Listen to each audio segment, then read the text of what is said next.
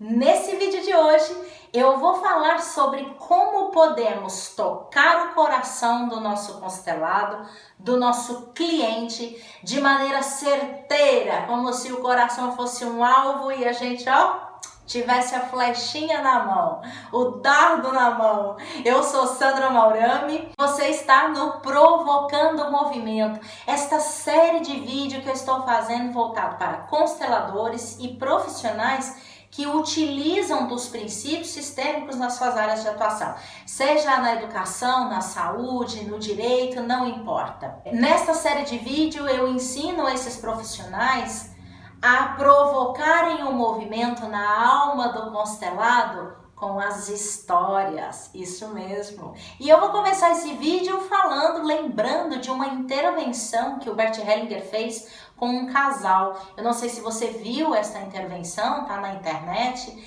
mas eu me lembro que o casal senta-se ao lado do Bert Hellinger e a mulher fica ali do ladinho do Bert, né?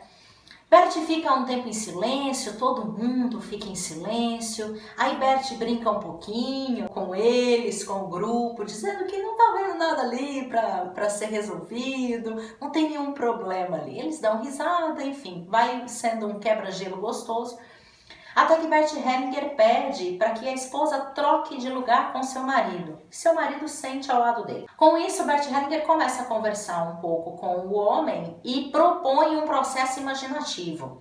Pede para que ele imagine o seu pai diante de si e que repita umas frases de solução.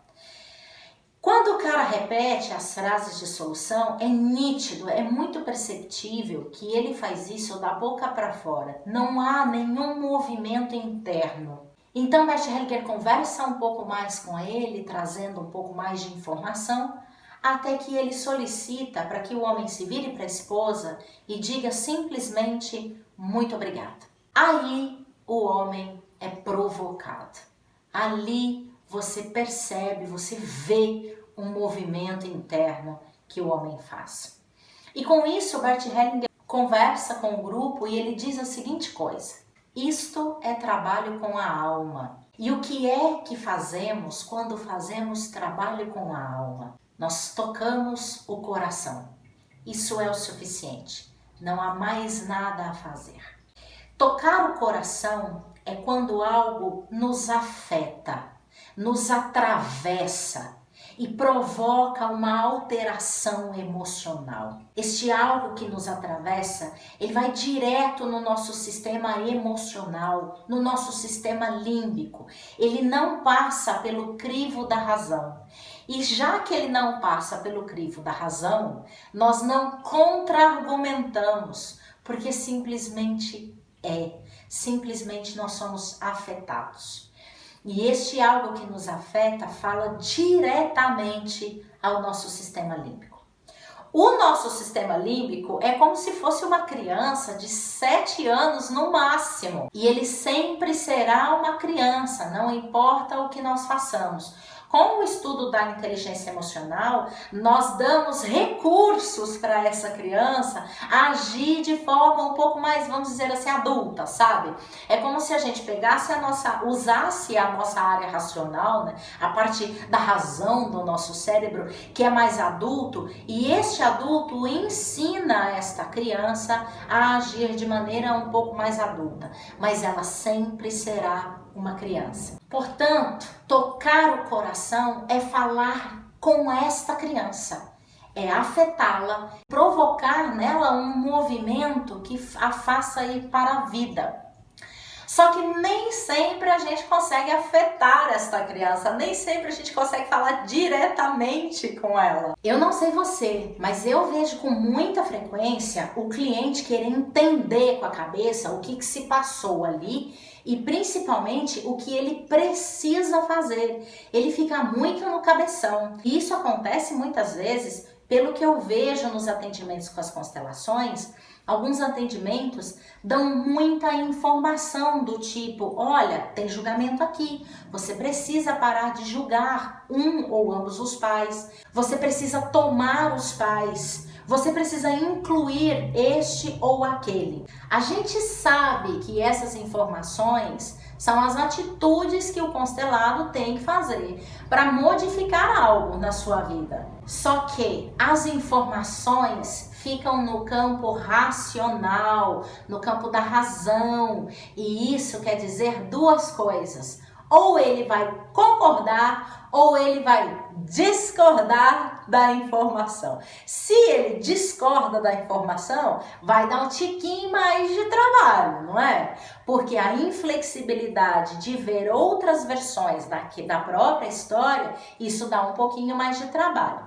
Se ele concorda, ok, temos meio caminho andado, mas isso não significa que ele vai ser afetado. Pode ser que ele fique com aquelas informações e ele vai ficar igual ao macaco. Você conhece a história do macaco? Você sabe como é que pega macaco? Eu vou te contar como é que pega macaco. Há várias maneiras de se pegar macaco. Uma das que eu mais gosto é uma que ocorre lá na Índia, mas vamos trazer para cá, né? A gente faz o seguinte, a gente pega uma cabaça, faz um buraco na cabaça onde caiba apenas a mão do macaco aberta e põe dentro da cabaça uma banana e pendura esta cabaça e espera. O macaco, ele vai até a cabaça, enfia a mão, pega a banana e não consegue tirar a banana lá de dentro. E gente, você já deve ter visto macaco quando está em desespero. Ele enlouquece, ele pula, ele grita, ele faz um escândalo. Ele sabe que aquilo é uma armadilha, ele sabe que provavelmente ele vai morrer ou vai ser preso, mas ele não larga a banana. As informações são meio assim, sabe? Você tem lá a sua história, né? A versão da sua história que você tá lá agarrado nela e não larga de jeito nenhum. E você tem uma série de informações que você sabe que se você não fizer aquilo, rapaz, você vai morrer, você vai ser pego, você vai ser preso, alguma coisa vai lhe acontecer. Não há nada que faça ele soltar esta banana. Então, ele fica igual a macaco agarrado na banana lá, ó. Não adianta nada aquele monte de informação, porque aquela história dele, aquela versão dele é mais forte. Sendo um ou outro, ou seja, ele concordando ou discordando com a informação, por diversas vezes ele sai de lá com uma carteira de informações do que ele precisa fazer, mas ele fica completamente perdido pensando, gente, agora, o que eu faço com isso? Ou seja, muito mental e pouco emocional. A informação do que o constelado precisa fazer, ou seja, tem um julgamento aqui, você precisa parar de julgar, tem que incluir essa ou tal pessoa, é um dado, são dados e elas apenas ocupam um espaço mental, só isso. E aí essa informação a gente fica com ela, né? Porque a gente sabe que a gente tem que fazer aquilo mesmo, não é? E aí ele vai dando uma raiva na gente porque a gente não sabe como fazer, não sabe o que fazer, até que a gente larga tudo, manda todo mundo para as cocuias porque a gente não sabe o que faz com aquilo. Então não adianta falar para o constelado, você tem que fazer isso, você tem que fazer aquilo, você tem que parar com isso, você tem que parar com aquilo. Se ele não absorve, é como dizer para você que não tem conhecimento, por exemplo, de algoritmos das redes sociais, virar para você e falar assim, olha, o Facebook mudou o algoritmo, viu? E isso vai afetar a sua vida. Tá, e o que eu faço com tudo isso? As informações, esses dados, falam um pouco aos nossos sentidos. E com isso, o constelado fica tentando entender num processo mental o que se passa num processo emocional. Ele fica muito no campo da razão quando precisa estar no campo da emoção. Por isso que Bert falou, né? Nosso trabalho é tocar a alma, tocar o coração. E existem diversas formas de tocar o coração. Processos imaginativos, as frases de solução. Alguns ficam ali conversando com o cliente, né? trazendo um pouco da história dele, a própria constelação que se coloca ali com os representantes, com pessoas ou com bonecos, que traz a imagem daquela história ou a imagem de solução. Bert já dizia que essa imagem é muito forte, e ela é mesmo. Bert dizia que ela entra em nós, é como se fosse uma gestação, ela vai ao longo do tempo crescendo e ganhando vida até que somos tocados por elas. Agora, existe uma forma de tocar o coração como se fosse um dardozinho direto no alvo.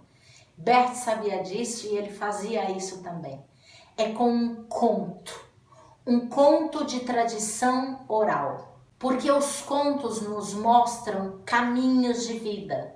Eles nos ancoram e eles nos avisam quando a gente está saindo da nossa postura. Eu vou explicar isso depois, porque antes eu quero dizer o seguinte.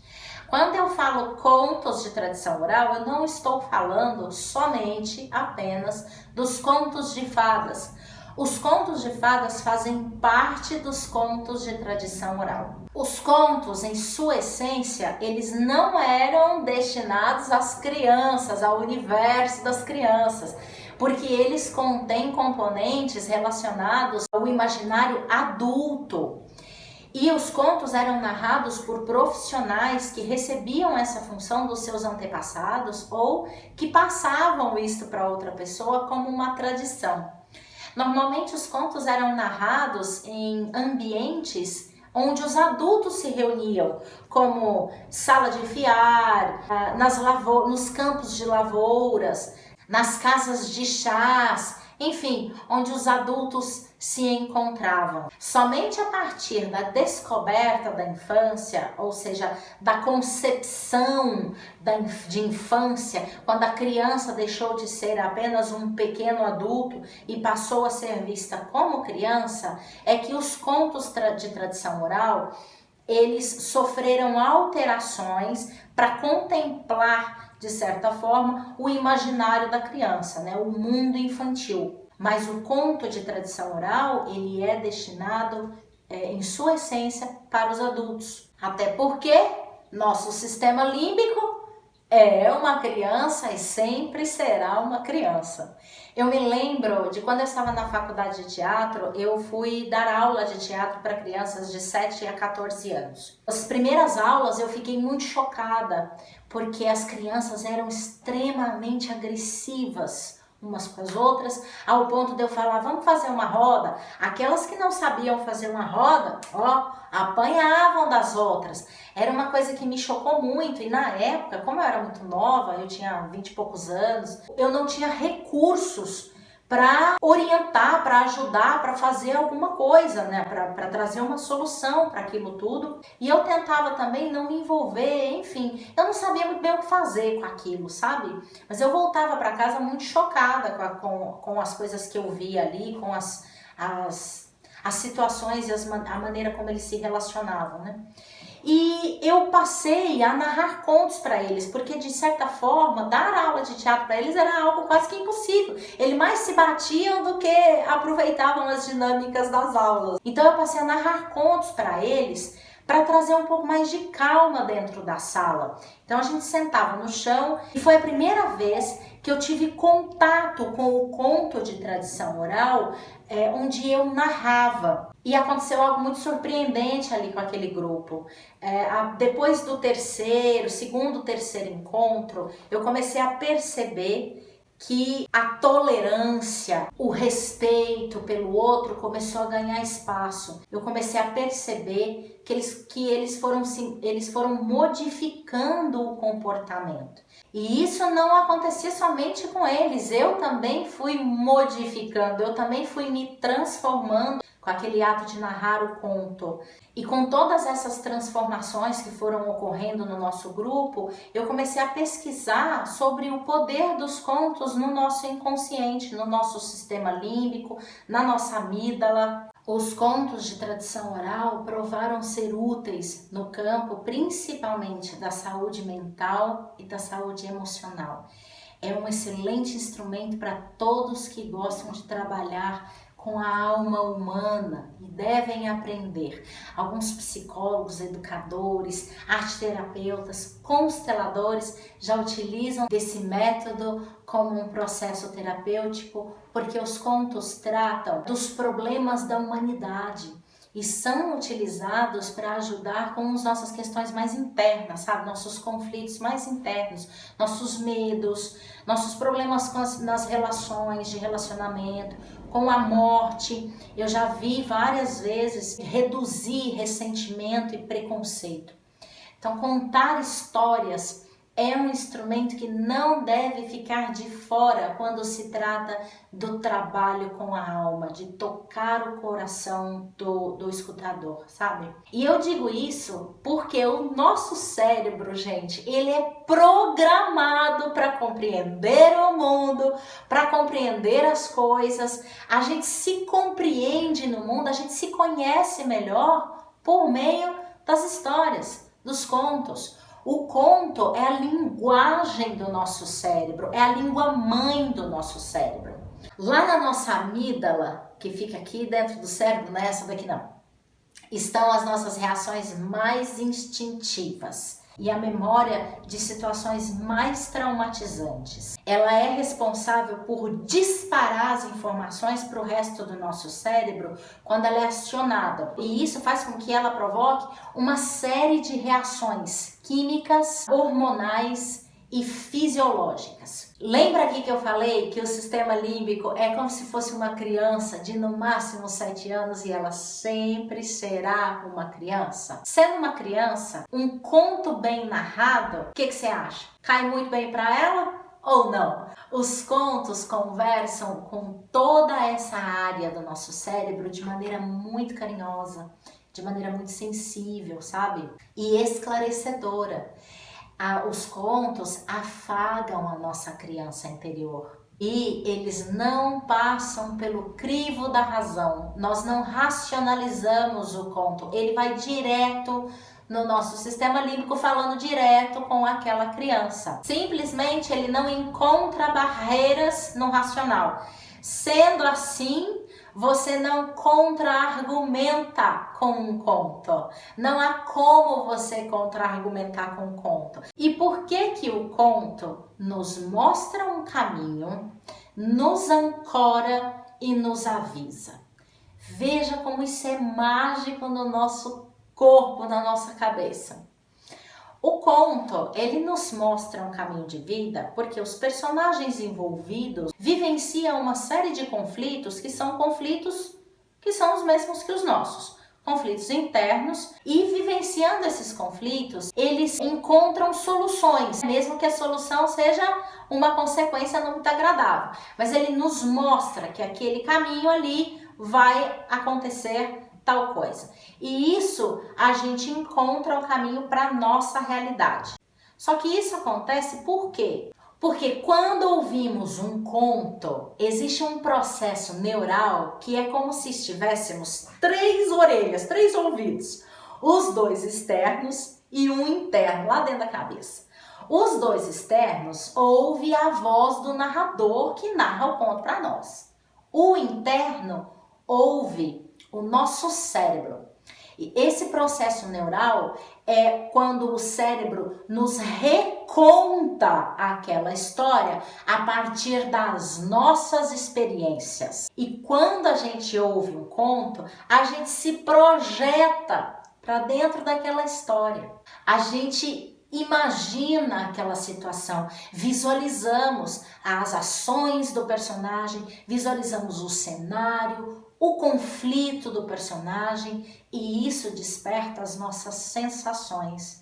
E as nossas sensações evocam as nossas emoções, provocando então uma série de reações químicas, hormonais e fisiológicas. E isso porque o nosso cérebro não sabe que aquilo que estamos imaginando é apenas imaginação.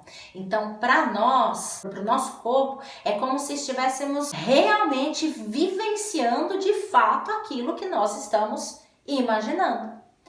E como de fato eu experiencio aquele conto que eu escuto, gera em nós uma memória a longo prazo. como se o conto fosse impresso no nosso corpo, como uma experiência própria. Como ele me mostra um caminho de solução, toda vez que eu saio desse caminho, que eu vou para um caminho contrário, o conto surge na minha memória como uma imagem que me relembra daquele caminho, dizendo: ó, é por aqui que você tem que ir, lembra? Este é o caminho, esta é a solução para esse conflito.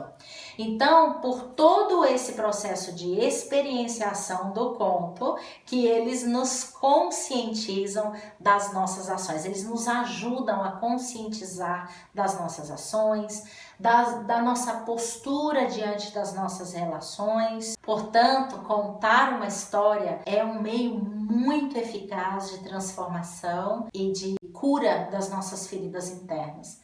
Eles realmente nos afetam, eles nos atravessam, eles entram pelos nossos ouvidos, pela nossa pele, pela nossa cabeça, proporcionando assim uma solução para as nossas situações reais e provocando a transformação e a cura. O conto não só toca o coração, como se agarra a ele, sabe?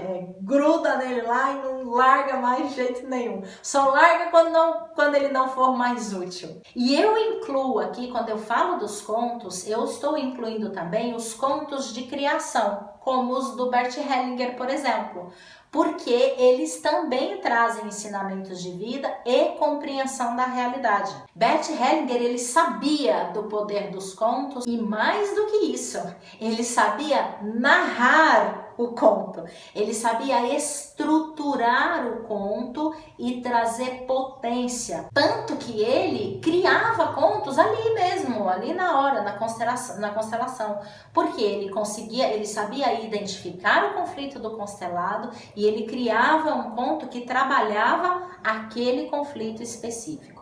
Apesar de contar contos parecer uma tarefa bem simples, né? Afinal de contas, todos nós contamos histórias. Quando se trata de tê-lo como um instrumento, como um recurso, uma habilidade para provocar o movimento na alma do escutador, do constelado, para tocar o coração no contexto e no conflito dele, não é uma tarefa simples assim. Se faz necessário saber identificar alguns elementos no conto e, ao identificar, saber conduzir.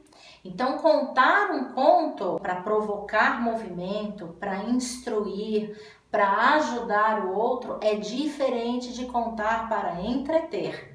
Fazer a identificação desse conflito e potencializar esse conflito na narrativa precisa recorrer a uma série de elementos-chave, sabe? Que vai ajudar a despertar as sensações e evocar as emoções. Ou seja, o conto se agarrar no coração.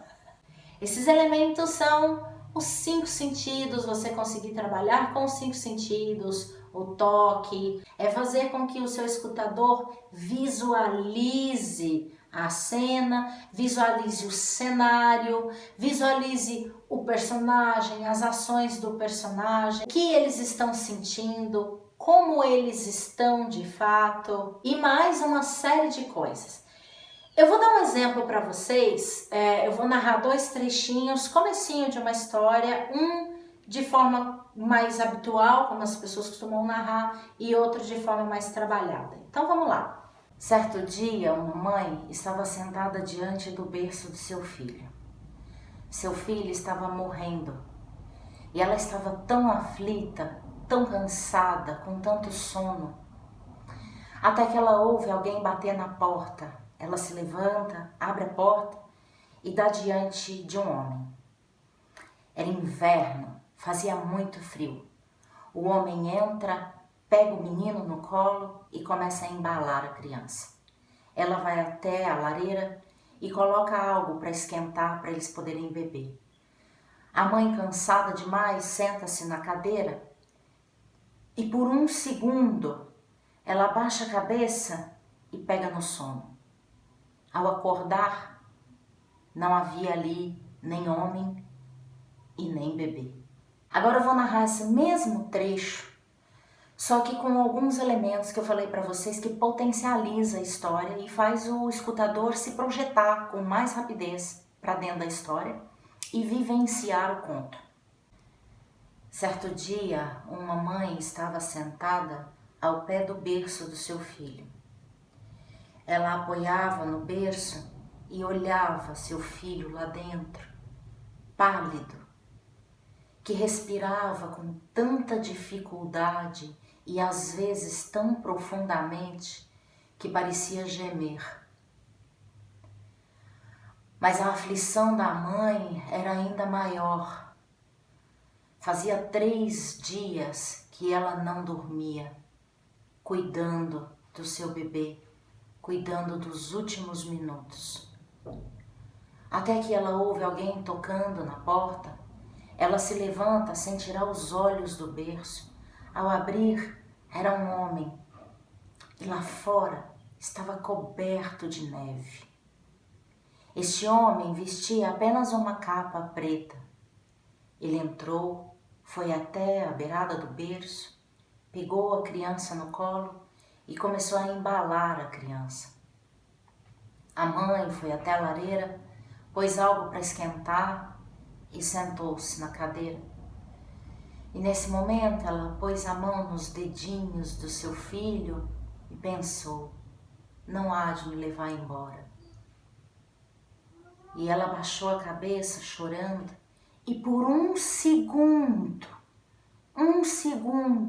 ela se deixou levar pelo sono.